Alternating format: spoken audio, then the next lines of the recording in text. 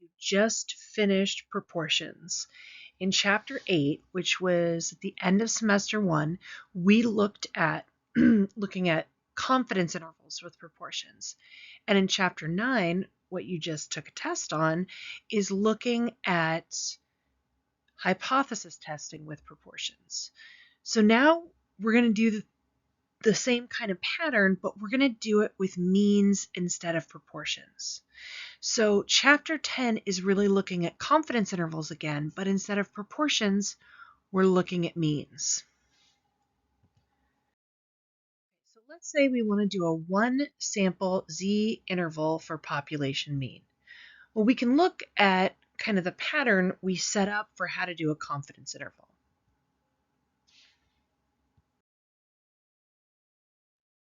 When we did proportions, we were looking at a confidence interval. We would look at p hat plus or minus your critical value for your z-score, and then times the square root of p hat 1 minus p hat over n. This we know. So how do we do that with a mean? The same way. We look at our stat, right? So we look at our stat here, our critical value, and our standard deviation. So in this particular case, our stat is x bar. We have our critical z-score, and we have sigma divided by square root of n. The same conditions would apply that we have used before. The problem is you have to know sigma.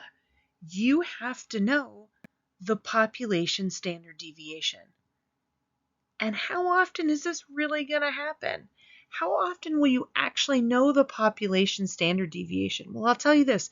If you know the population standard deviation, that means you know the population mean, which means we don't even need to do statistics. So this is never going to happen, or very rarely will this ever happen. So we can't use this because we can't use sigma. So we have a little bit of a problem. So let's take a closer look at this problem. So to understand this issue of what can we do when we don't have sigma, we're going to do a little simulation. So on Teams, I placed the link for this, simulating confidence interval. So I want everybody to get your devices open and go ahead and go to your Teams page and click on this link. And I'm going to walk you through how we're going to do the simulation. When you open up the link, this is what you should see. Rossmann Chan's applet collection, simulating confidence intervals. So what I'm going to do first is change this proportions to means. I'm going to change this to normal. Well, actually, it just stays at normal. Z with sigma. So I'm using a z-score with sigma. I'm going to make the mean 100. I'm going to make the sigma 20. I'm going to make my sample size 4 and my interval 1. And I have, we could say a 99, sure, 99% confidence level. So I'm going to hit sample. And you'll notice that this area here is green, which means that my confidence interval, even though my point estimate is here where the pointer is, my confidence interval captured the true population mean, which was 100. So my interval captured the true mean. And I hit sample again, and it captures it again and again. So what I'm going to have you do is keep pressing this, and I'm going to press them in rapid succession, not quite now, but in a second. And then whenever you have an interval that isn't captured by the mean, I'm going to have you yell bingo. That's right, out loud, bingo. Now we're not going to start this until I say so, but right now I can't yell bingo. They've all captured the true mean. Oh, there was one, bingo. Okay, and we'll do this. I'll have you click this for a couple of minutes so that you can see how often you can hear how often people will not capture this. And again, looking at my data, my running total is 98.7% of the time my interval captured the true mean, and that should be pretty good with the confidence level. So why don't you go ahead and pause the video, and once you pause the video, you can go ahead and start clicking, and then you can start yelling bingo. Go for it. Okay, so now we're back. And I'm sure that you didn't hear a whole lot of bingos in the 2 minutes that you clicked, right? Not a whole lot of bingos. So we're going to look at a new scenario. We've already said, hey, guess what? You're never going to have the population standard deviation, or very rarely. So there's no way I'm going to have sigma, so this isn't going to work. So we're going to go to this method, and we're going to try z with s, and that means s of x. So the sample standard deviation. So we're looking at, okay, well, what happens if we just estimate the population standard deviation with the sample standard deviation? That should be fine. We've done that before. We did that when we were looking at distributions. It's our best estimate for the population standard deviation. So, okay, let's try it. So we're going to do the bingo thing again. And don't click yet, but when I say go, we're going to start clicking, and you're going to yell bingo again. Okay, again, anytime you get a red interval that the mean does not capture. And this time I want you to notice how many times people are saying bingo. Okay, go ahead and pause the video and begin.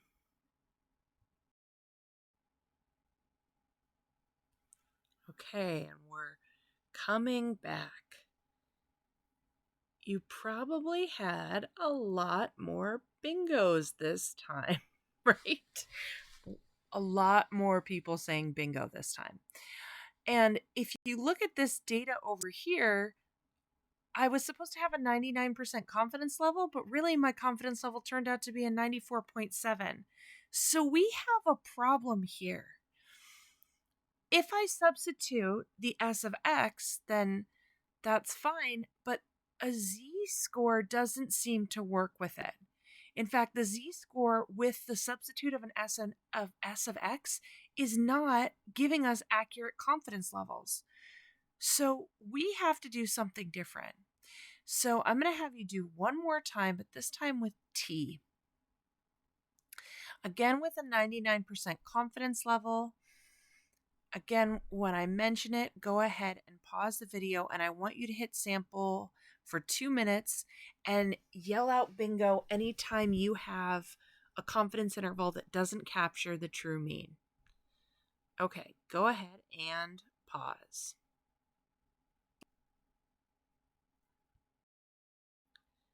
And we're back. So this time, when I was doing it, and I'm sure we didn't hear as many bingos, right? So I got a 99.4% confidence level when my estimation was 99. So using this method called a T seemed to really work. So now let's talk about what this T thing really is. So we're talking about T distributions. Basically, what we've had to do is substitute in the sample standard deviation. This creates a situation where we can't be as conservative as just a normal distribution, because we're going to have greater error. We can't use this normal distribution as we normally had. So this is what we've normally done. We've said, okay, we're using a normal distribution, a z-score. Remember, normal means z. So I take this sigma here, I divide it by square root of n, but we can't do that anywhere. We can't use this standard normal distribution. So we're going to use something called a T distribution. And this T distribution story about how it was invented kind of grew up from a love of math, statistics, and beer. So the T distribution, so this is different from the Z distribution that we've been talking about. T is in tango distribution. And the T inference procedures were invented by this guy named William S. Gossett, and he lived from 1876 to 1937. And he actually worked for Guinness. He worked for the Guinness Brewery, and his goal in life was to make better beer. So he was noticing that he was trying to find the best varieties of barleys and hops, and he was noticing that as he was using these small sample sizes, he wasn't getting accurate results. And he kept doing this over and over again until he came up with this T distribution. Now, he didn't want people to know that Guinness's secret, that they were actually doing statistical analysis on their hops and barley to find out which one was best. So he penned it under the name of Student. And so they call it like Student's Tea in his honor oftentimes, because again, he didn't want his name associated with it and getting it traced back to Guinness so people could learn about Guinness's secrets. Anyway, that was just a fun story because it involved math and beer, really. So there you go. So that's where the T distribution comes from. But Ms. Shope, you haven't told us what a T distribution is. Absolutely no, not at all. So here's a pictorial representation.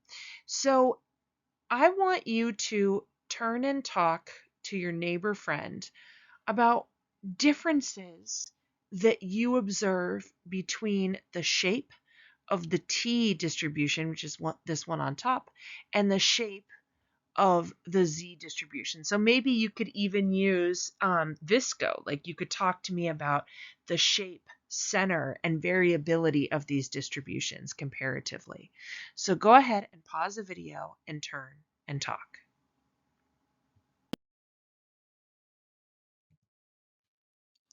Okay, so coming back from talking to your neighbor friend. Hopefully you were all able to see a couple of things. We still have symmetry, right? We still have this, it's a unimodal, and it seems to be symmetrical in both cases. But what's different about this, and we still have peaks at 0, right? So it's a standard. We're having peaks at 0. But if you notice about variability, the T distribution has much greater variability. So the peak at the mean is higher in the Z-score, and it's lower in the T. So if you'll notice here, we have our peak at 0. So here's our peak at 0. It's a lot higher with the Z-score, and there's less variability. Here with the T, again, peak is at 0, but it's a lot lower, and I have more data that is more variable. So that's kind of looking at the difference there. Now, a T distribution still tells you the same thing as a Z. It tells you how many standard deviations away something is from the mean.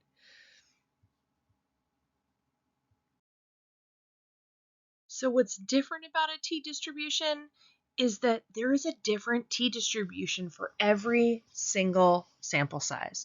So sample size of 2 T distribution looks different than a T distribution for a sample size of 5, or different from a T distribution of a sample size of 10 or a sample size of 50.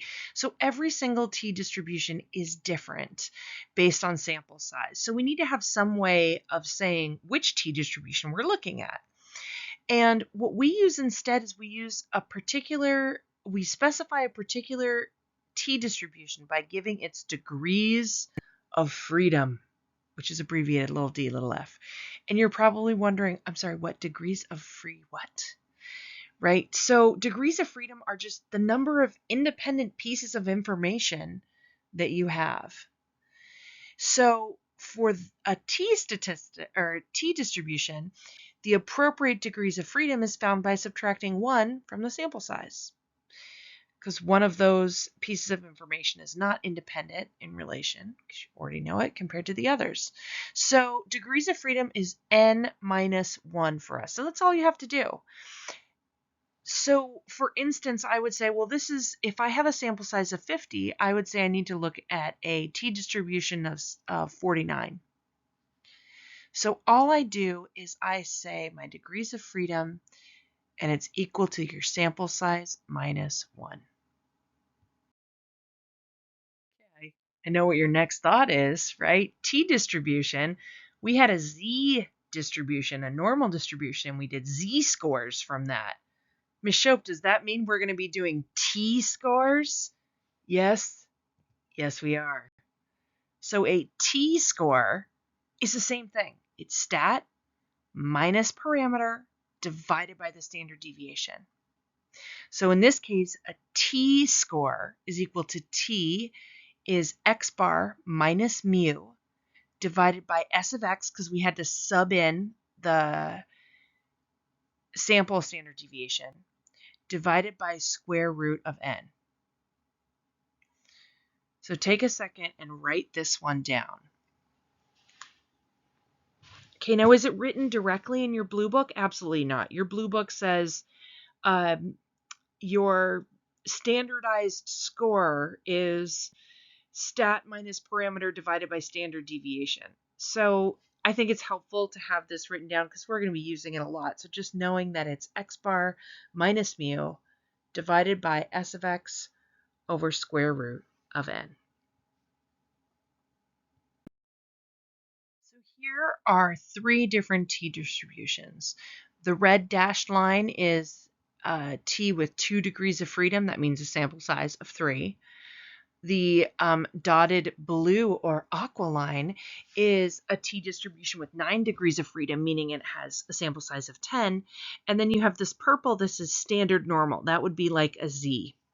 So I want you to, in a second, pause the video, and I want you to turn and talk to your neighbor about what you see are the differences and what happens to the distribution as the sample size and the degrees of freedom gets larger and larger. What happens to this distribution? So go ahead and pause the video.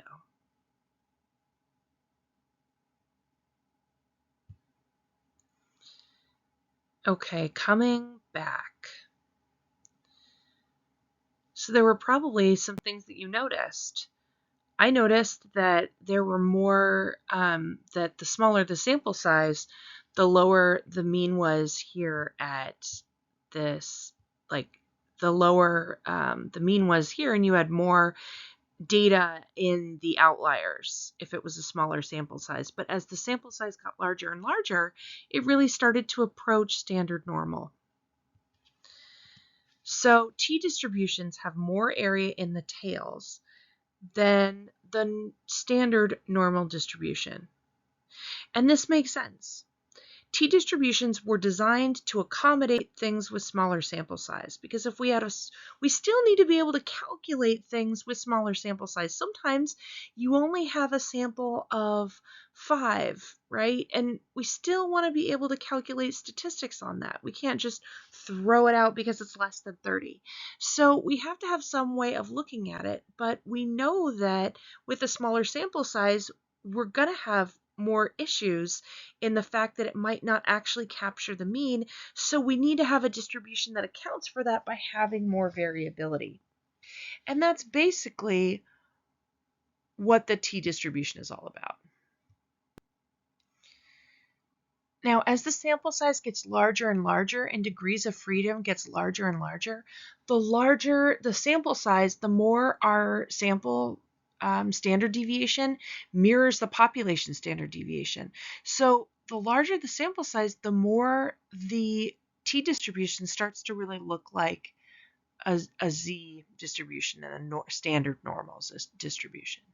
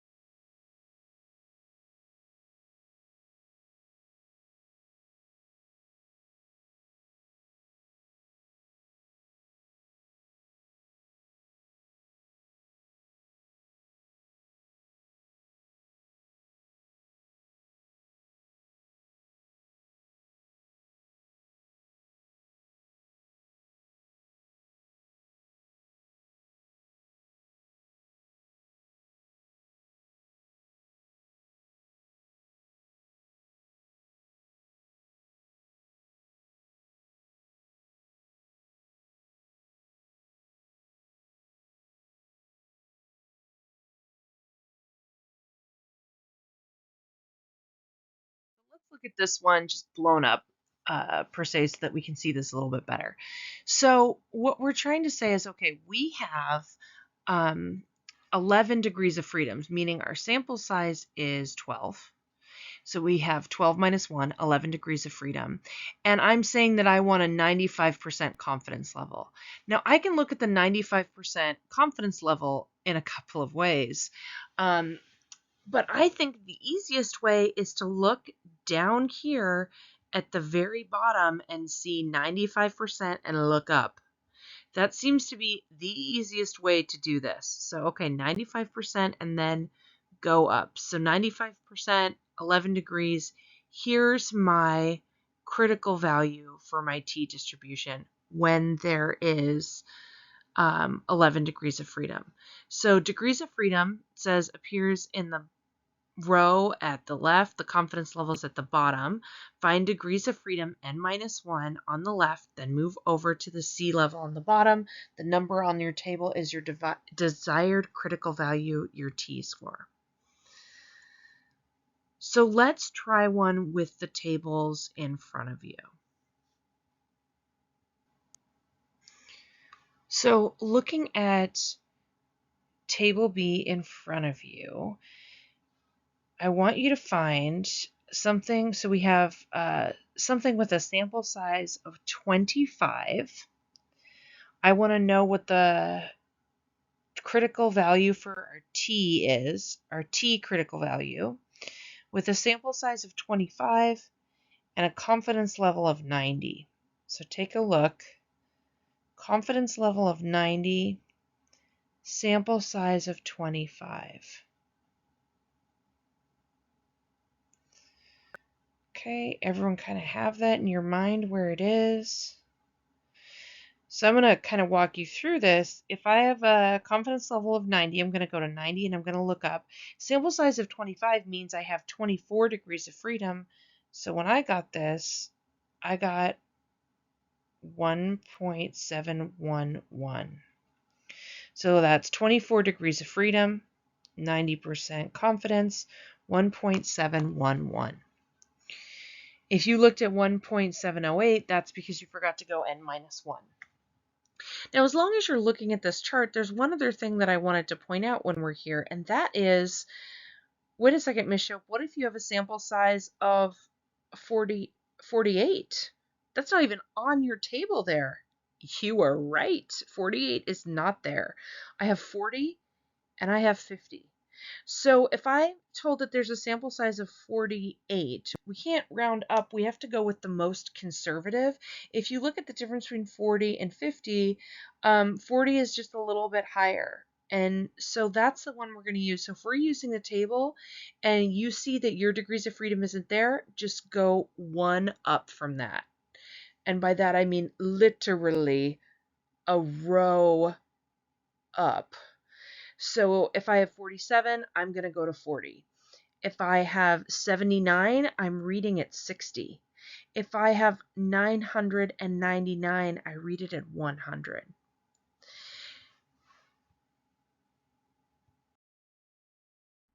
So what I want to point out, the other thing that I want to point out, besides looking at the gaps here that we just talked about, is this idea that there's this tiny little, I know you can hardly see it, but it's right below 1000. You can see it on the table in front of you.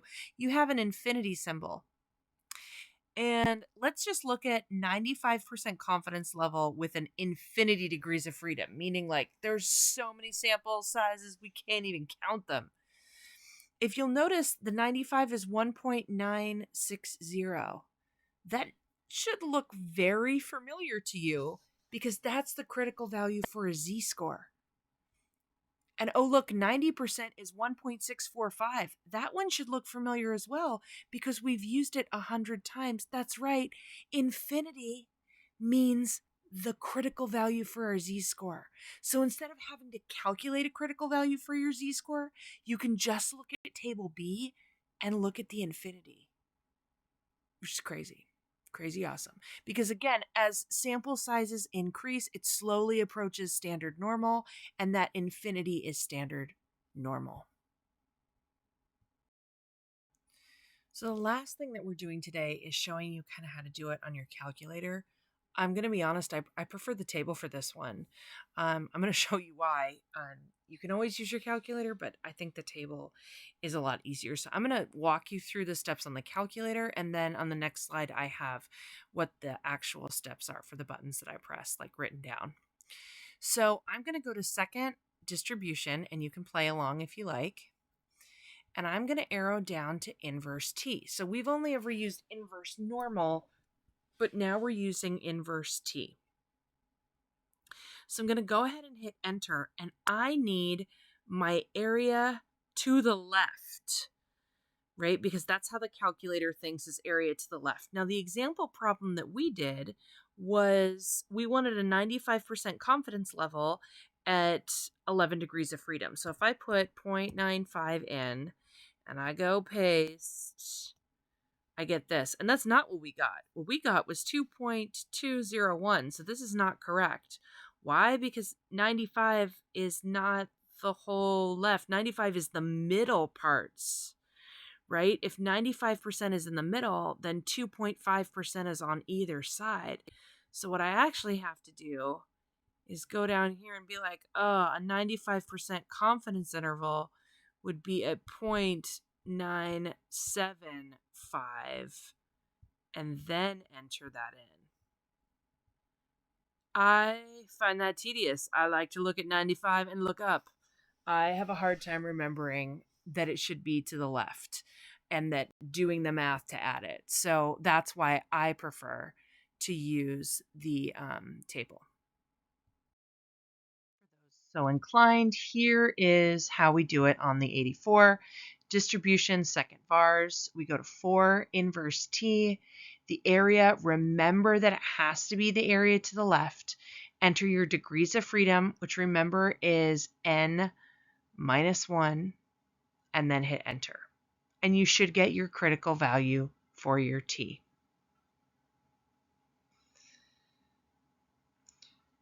Okay, so now you have time that you can go ahead and work on homework.